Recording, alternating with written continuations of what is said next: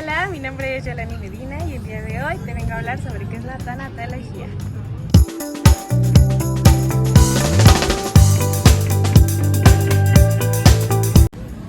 Thanatos, que es la diosa griega de la muerte, hija de la noche, que también es representada por una ánfora, por una guadaña o, en este caso, mariposas.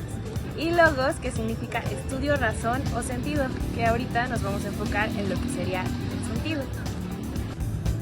Dicho lo anterior, podemos entender que la tanatología es la ciencia encargada de encontrar el sentido al proceso de la muerte. Todo esto tomando desde la perspectiva vida-muerte del ser humano y de su trascendencia. Visto desde la filosofía, la muerte es solamente un paso más hacia otra frecuencia. Es una experiencia liberadora, tranquila, todo bien, hasta ahí podemos entender eso.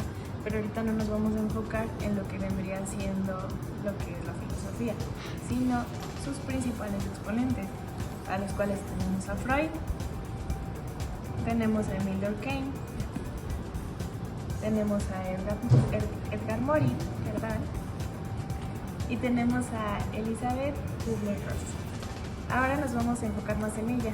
No quiero que este video sea pesado ni con tanta teoría, sino solamente quiero que nos enfoquemos en ella y en las 50 etapas del proceso del duelo. Para empezar abordando este tema, tenemos que saber qué es un duelo. Y un duelo, para empezar, es una pérdida. La pérdida no a fuerzas tiene que ser de una persona que pueda trascender, sino también puede ser una pérdida material, puede ser hasta una ruptura amorosa. Pero ¿qué es lo que pasa con esta pérdida? Causa una catástrofe del yo, nos hace una desestructuración, empezamos a tener ciertas dudas y hasta cierto punto podríamos ya no tener funcionalidad en todo lo que estamos haciendo. Entonces ahí es donde entramos a un proceso de duelo. Como les había comentado, las 5 etapas que vamos a ver son de Elizabeth Kubler-Ross, las cuales son: la primera nos habla de la negación y el aislamiento. La segunda es la ira. La tercera la vemos como el pacto o como la negociación. La cuarta la vemos como la depresión y la quinta es la aceptación. Todo este proceso tenemos que recordar que no es un proceso lineal. En algún momento podemos estar en la segunda y pasar a la quinta, luego regresamos a la primera.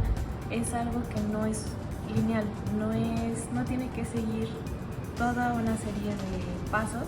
Al estar en un proceso de duelo, también es importante el que podamos expresar todo lo que sentimos, todo lo que llegamos a pensar, todo lo que llegamos a sentir, todo, absolutamente todo.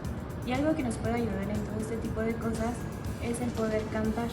El cantar, expresar lo que sentimos a base de canciones, nos ayuda muchísimo, ya que con eso podemos generar una catarsis. Y justamente todo lo que escuchamos nos puede ayudar a reflexionar, a poder entrar en un aspecto más lógico, tener más pensamientos que nos ayuden a todo este proceso, que nos lo hagan más fácil. Con todo este tipo de cosas podemos ver que algo muy catalogado por la sociedad es cierto. ¿Y qué es esto? Es el miedo hacia la muerte.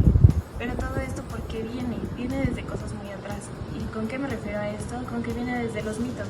Mitos como que se tiene que ser fuerte, como que todo es un proceso, que tiene que ser exactamente lineal, como les había dicho hace un momento, que no se le puede hablar a los niños de esto, que también tiene que ser un tiempo limitado del duelo para que puedas llevarlo de la mejor manera, lo cual no tiene nada de verdad, porque es eso, o sea, exactamente una persona sabrá cómo vive su duelo.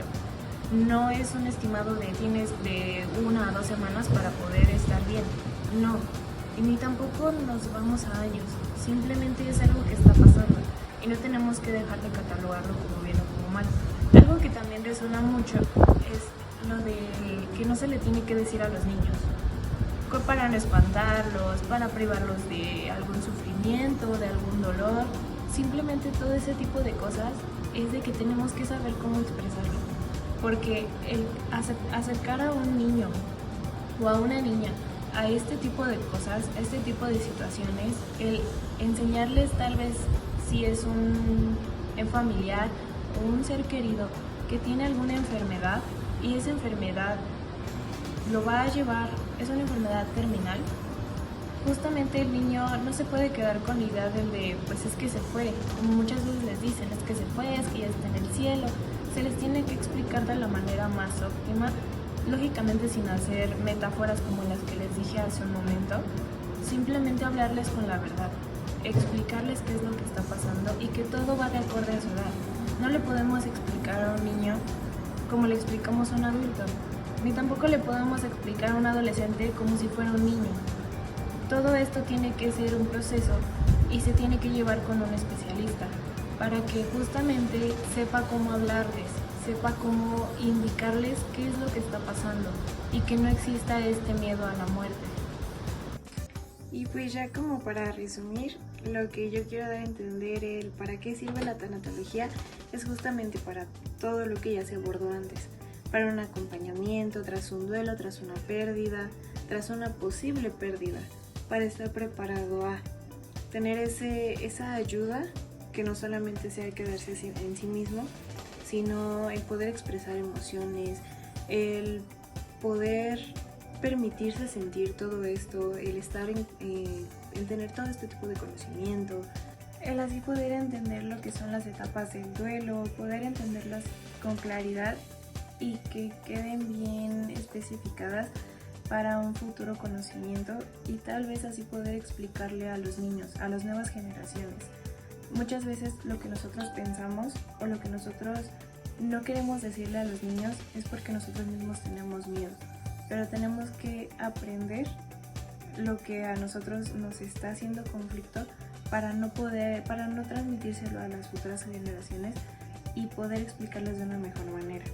Al tener educación sobre la muerte podemos encontrar lo que es la planificación, el encontrar esa aceptación de saber qué es lo que va a pasar, de saber que es un proceso y es un proceso natural por el cual vamos a pasar todos.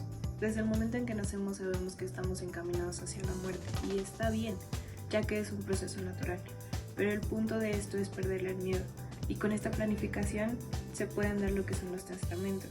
O también lo que es la voluntad anticipada, que se podría ver como un acto de amor a sí mismo y hasta a los demás, haciendo que se cumpla la última dignidad con respeto, con sabiduría y la voluntad que el difunto en este caso pudo haber dado como última opción.